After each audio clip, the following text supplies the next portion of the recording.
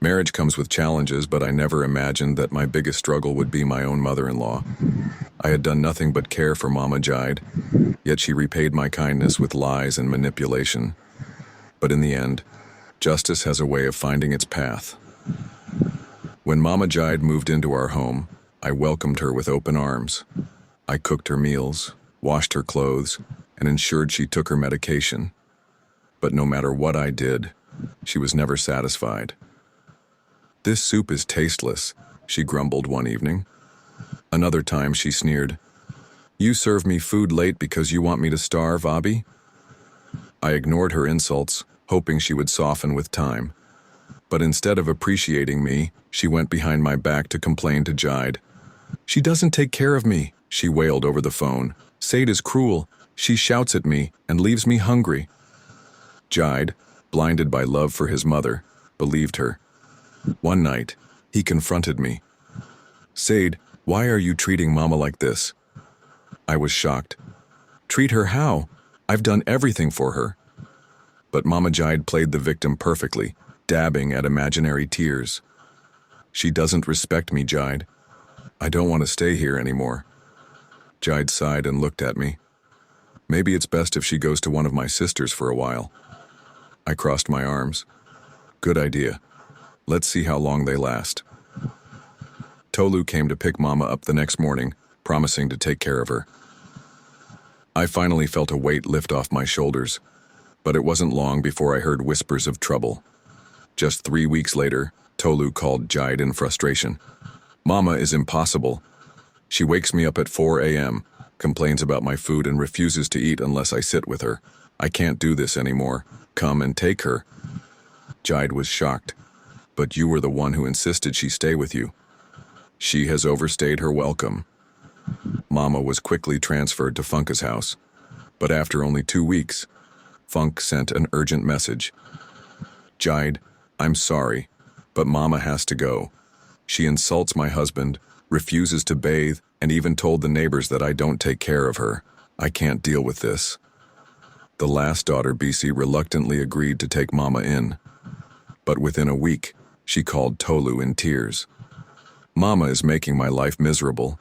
She shouts at my house help, calls my food poison, and even told my in-laws that I locked her in a room. I'm done." And just like that, Mama was sent back to me. When Jide told me that Mama was coming back, I laughed bitterly. "She is not entering this house again," I said firmly. Jide's brows furrowed. "Sade, where will she go?" "She can go back to her husband's house," I snapped. "Her daughters rejected her. She has insulted and lied against me for too long. I will not continue suffering for someone who doesn't appreciate me." Mama gasped dramatically. "You want to send me away?" I remained firm. "You have a home, Mama. You should go back there." She refused, but I had already made up my mind. The next morning I packed my bags. "Jide, I love you, but I will not live under the same roof as your mother anymore. If you want her to stay, I will leave." Jide was torn. "Sade, please don't do this." But I had suffered enough. Without looking back, I left the house. For days, Jide tried to reach me, but I ignored his calls. He was forced to stay alone with his mother, and soon, he began to experience what I had gone through. Mama continued her manipulations, complaining, lying, and turning the neighbors against him. It didn't take long before Jide realized the truth. One day he stormed into Tolu's house. "Why didn't you tell me the full story?" Tolu sighed. "Because we wanted to pretend we weren't bad daughters. But Mama is not easy to live with, Jide. Sade was right." Regret hit Jide like a wave. The next morning he packed Mama's things.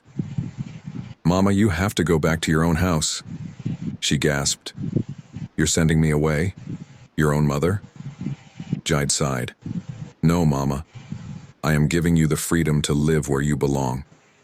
And with that, he took her back to her home. Jide searched for me for days. He called, sent messages, and even visited my family. Finally, he found me at my friend's house. "Sade," he said softly. "I was blind, but now I see. Please come home." I folded my arms. Is Mama still there? No, he admitted. I took her back to her home, and I'm ready to fight for our marriage. His sincerity melted my anger. He had learned his lesson. I smiled. Then let's go home. Hand in hand, we returned to our house, ready to continue our marriage journey, this time with peace. Subscribe to this channel for more interesting true life story. Please like and share to your friends.